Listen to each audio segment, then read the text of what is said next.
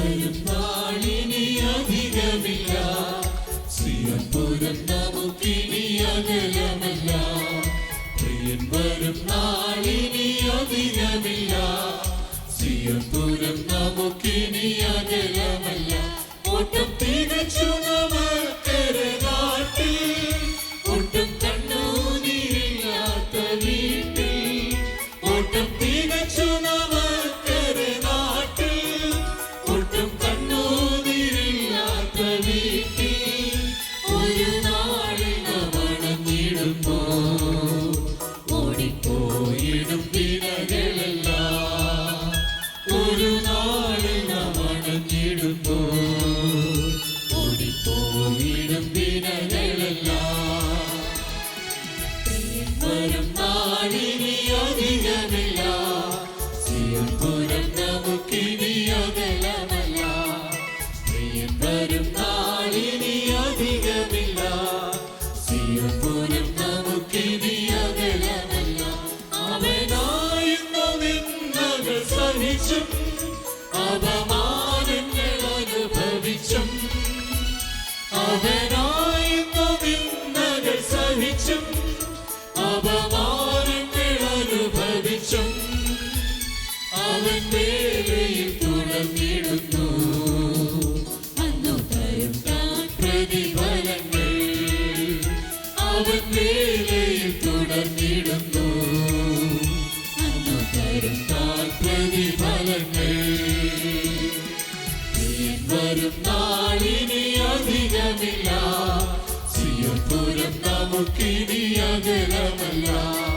പ്രിയൻ വരും നാളിനി അധികമില്ല, സിയോൻപുരം നമുക്കിനി അകലമല്ല. കൊലോസ്യർ 3-ാം അധ്യായത്തിന്റെ 12-13 വാക്യം.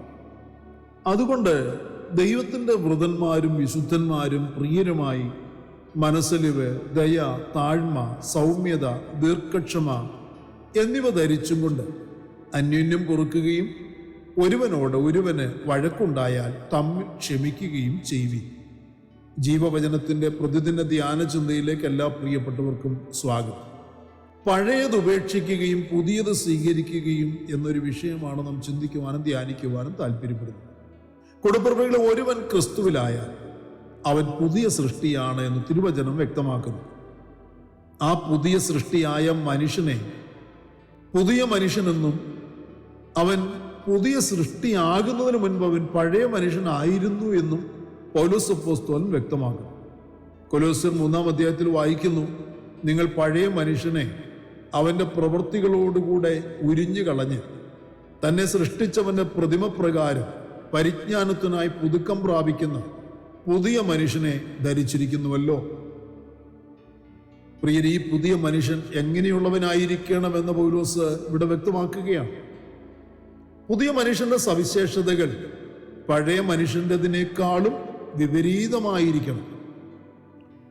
അപ്രകാരമായിരിക്കണം പുതുമനുഷ്യന്റെ ജീവിതത്തിൽ കൂടെ തന്നെ അപ്രകാരം സൃഷ്ടിച്ചവനായ കർത്താവിനോടുള്ള തൻ്റെ ബന്ധം ഈ ലോകത്തിന് വെളിപ്പെടുത്തി കാണിക്കണം. ക്രിസ്തുവിനെ ധരിച്ചിരിക്കുന്ന ഒരു പുതുമനുഷ്യനെ ദൈവത്തിൻ്റെ വൃതനും വിശുദ്ധനും പ്രിയനും എന്നാണ് ഇവിടെ പൗലോസ് അപ്പോസ്തലൻ സംബോധന ചെയ്തിരിക്കുന്നത്. നാം അപ്രകാരമാണോ എന്ന് നമ്മെ തന്നെ പരിശോധിച്ചറിയുവാൻ ഈ സമയം ഉപയോഗിച്ചാൽ നന്ന്. നാം ദൈവത്തിൻ്റെ വൃതന്മാരാണോ? നാം ദൈവത്തിൻ്റെ വിശുദ്ധന്മാരാണോ? നാം ദൈവത്തിൻ്റെ പ്രിയന്മാരാണോ? ആകണമെങ്കിൽ, ആയിരിക്കുന്നുവെങ്കിൽ പ്രിയരെ, നാം പ്രാവർത്തികമാക്കേണ്ട, നാം വെളിപ്പെടുത്തേണ്ടതായ ചില സ്വഭാവ സവിശേഷതകൾ നാം ധരിച്ചിരിക്കുന്ന വസ്ത്രാലങ്കാരം പോലെ നമ്മോട് പറ്റിയിരിക്കണമെന്നാണ് പൗലോസ് അപ്പോസ്തലൻ ഇവിടെ പഠിപ്പിക്കുന്നത്. പുതിയ മനുഷ്യന്റെ സവിശേഷതകൾ മനസ്സലിവ്, ദയ, താഴ്മ, സൗമ്യത, ദീർഘക്ഷമ എന്നിവയാണ്. പഴയ മനുഷ്യന്റെ സ്വഭാവ സവിശേഷതകൾ എന്തായിരുന്നു എന്നും പറഞ്ഞതിന് ശേഷമാണ് പുതിയ മനുഷ്യന്റെ സ്വഭാവ സവിശേഷതകളെ കുറിച്ച് ഇവിടെ പറയുന്നത്. ഇപ്പോഴോ നിങ്ങളും കോപം, ക്രോധം, ഈർഷ്യ, വായിൽ നിന്ന് വരുന്ന ദൂഷണം, ദുർഭാഷണം ഇവയൊക്കെ വിട്ടുകളവീൻ. അന്യോന്യം ഭോഷ്ക് പറയരുത്. കൊലോസ്യർ 3:8 വാക്യമാണ്. പഴയ മനുഷ്യന്റെ സ്വഭാവ സവിശേഷതകൾക്ക് ഘടകവിരുദ്ധമായിരിക്കണം പുതിയ മനുഷ്യനിൽ നിന്ന് വെളിപ്പെടേണ്ടതായ സ്വഭാവങ്ങൾ. ഇത് പരിശുദ്ധാത്മാവിന്റെ ഫലമാണ്. ഈ വകകൾ പ്രിയരെ നാം ധരിക്കുന്നതിനാലാണ് ഒരുവന് മറ്റൊരുവനുമായി ഐക്യത്തിലാകുവാൻ സാധിക്കുന്നത്. നമ്മിൽ, നമ്മുടെ കുടുംബത്തിൽ, നമ്മുടെ കൂട്ടായ്മയിൽ പ്രിയരെ ഐക്യത വെളിപ്പെടുവാൻ നമ്മിൽ ഓരോരുത്തരിലും ധരിച്ചിരിക്കേണ്ടതായ പുതുമനുഷ്യൻ്റെതായ സ്വഭാവ സവിശേഷതകളുടെ വസ്ത്രാലങ്കാരമാണ് മനസ്സലിവ്, ദയ, താഴ്മ, സൗമ്യത, ദീർഘക്ഷമ എന്നിങ്ങനെയുള്ള. ഇവ ധരിച്ചുകൊണ്ടാവണം ഒരു പുതിയ മനുഷ്യന്റെ ജീവിതവും പ്രവൃത്തികളും ഈ ഭൂമിയുടെ പരപ്പിൽ നയിക്കേണ്ടത്. എന്തിനു വേണ്ടിയാണ് വിശ്വാസികളായ നാം ഈ സവിശേഷമായ വസ്ത്രാലങ്കാരങ്ങൾ ഏറ്റെടുത്ത് ധരിക്കേണ്ടത്? അതും ദൈവത്തിന്റെ വചനം വ്യക്തമാക്കുന്നത് നാം ദൈവത്തിന്റെ വൃതന്മാരും വിശുദ്ധന്മാരും പ്രിയരുമായി തിരഞ്ഞെടുക്കപ്പെട്ടിരിക്കുന്നു എന്നാണ് പറയുന്നത്. ഇത് വചനം പഠിപ്പിക്കുന്നതിനാൽ നാം ദൈവത്തിന്റെ വൃതന്മാരാണ്, വിശുദ്ധന്മാരാണ്, പ്രിയരുമായി തിരഞ്ഞെടുക്കപ്പെട്ടിരിക്കുന്നവരാണ് എന്ന് വചനം പഠിപ്പിക്കുന്നതിനാൽ പ്രിയരെ നമ്മിൽ ഈ സവിശേഷതകൾ എപ്പോഴും കാണപ്പെടണം. നാം അവന്റെ സന്നിധിയിൽ വിശുദ്ധരും നിഷ്കളങ്കരും ആകേണ്ടതിന് അവൻ ലോകസ്ഥാപനത്തിന് മുൻപേ നമ്മെ അവനിൽ തിരഞ്ഞെടുത്തുവെന്ന് എഫേസ്യ ലേഖനത്തിൽ പൗലോസ് അപ്പോസ്തലൻ പറഞ്ഞു. ദൈവത്തിന്റെ നമ്മുടെ മേലുള്ള തിരഞ്ഞെടുപ്പിനെ പ്രിയരെ നാം ഒരിക്കലും നിരസിക്കരുത്. എന്തിനു വേണ്ടി നമ്മെ തിരഞ്ഞെടുത്തോ നാം അതുപോലെ തന്നെ ആയിത്തീരണം. അതിനുവേണ്ടി ആയിരിക്കണം നമ്മുടെ ശ്രമം, അതിനുവേണ്ടി ആയിരിക്കണം നമ്മുടെ ഓട്ടം.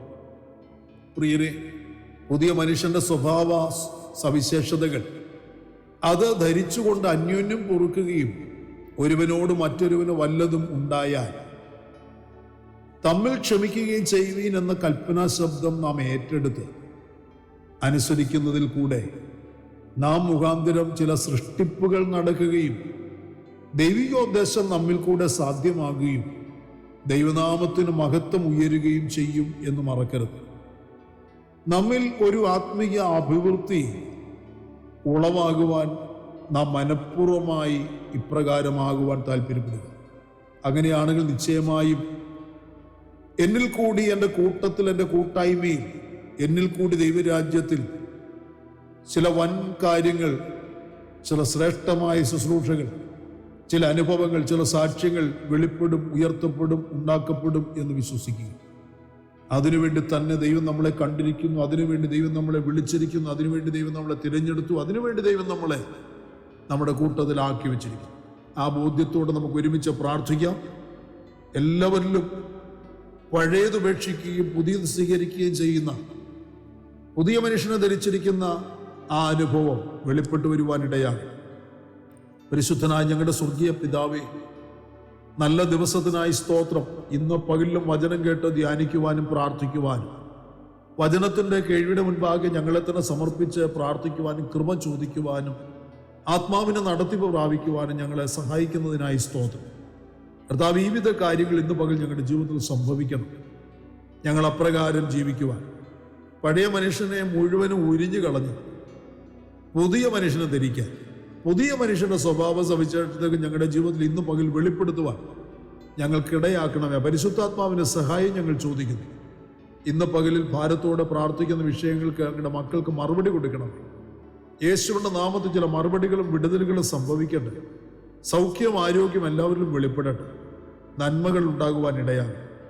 പ്രാർത്ഥന കേട്ട മൺകൃപയ്ക്കായി സ്തോത്രം. സകലതും ഞങ്ങൾക്ക് വേണ്ടി ജീവൻ തന്ന യേശു കർത്താവിന്റെ ധന്യമായ നാമത്തിൽ താഴ്മയോട് അപേക്ഷിക്കുന്ന കർത്താവെ, ദയ തോന്നി കേൾക്കുമാറാകണമേ. ആമേൻ. പ്രിയവചനങ്ങളാൽ പരിശുദ്ധനായ കർത്താവ് എല്ലാവരെയും അനുഗ്രഹിക്കട്ടെ. നമ്മുടെ വാഴ്ചപ്പെട്ട കർത്താവിന്റെ വരവെടുത്തിരിക്കുന്നതിന് അവന്റെ വരവിന് വേണ്ടി നമുക്ക് അധികം ശ്രദ്ധയോടെ ഒരുങ്ങി കാത്തിരിക്കാം. മാറാനാഥ. പ്രാണപ്രിയൻ തന്റെ ചങ്കിലെ ചോരയാൽ എന്നെയും വീണ്ടെടുത്തു. കൃപയേ കൃപയേ വർണ്ണിപ്പാൻ അസാധ്യമേയത്. കൃപയേ കൃപയേ വർണ്ണിപ്പാൻ അസാധ്യമേയത്.